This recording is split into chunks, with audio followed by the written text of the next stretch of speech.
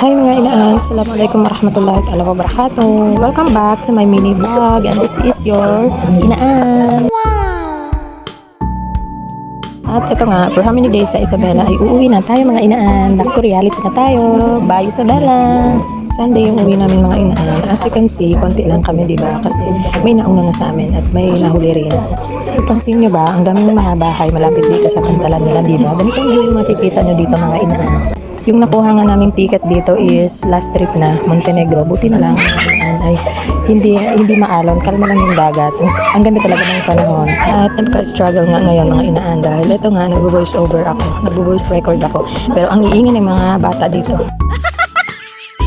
At dito nga, amazed na amazed dito yung bunso ko. Dahil nga ay nakakita siya ng dagat at maraming ang bahay. Yung alis nga dito namin mga inaan is 4 p.m. So, makakarating kami ng Zamboanga is around 6 p.m. po.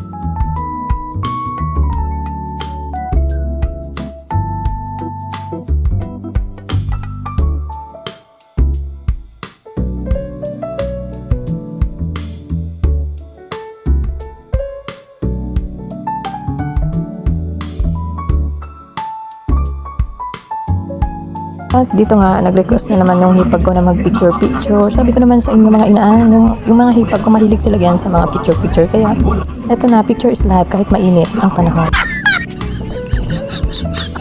Fast forward tayo mga inaan. Eto, lalarga na yung barko. Mamimiss namin yung mga ganitong view. At hindi namin alam kung kailan kami babalik. At sa pag-alis namin ito, ay dala-dala namin yung mga memories namin lahat na ginawa dyan with my in-laws. And goodbye Isabela Basilan City. See you Zamboanga.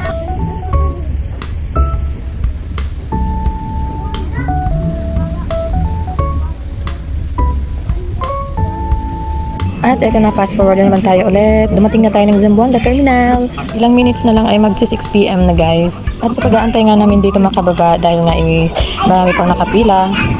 May nakita nga kami isang vlogger dito na taga New York daw siya. Siyempre, in-interview namin siya eh. At nung nasa Isabela pa kami, ay nakita ko rin siya sa Boulevard ng Isabela na nag-vlog nga. At ito nga sa mga inaan, siya po si Mr. Bo.p.tv. Yan po yung pangalan ng kanyang YouTube channel.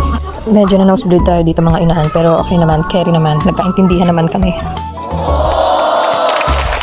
At dito nga nakababa na kami ng barko mga inaan at pauwi na kami dyan. So thank you for watching. Keep sharing. Thank you.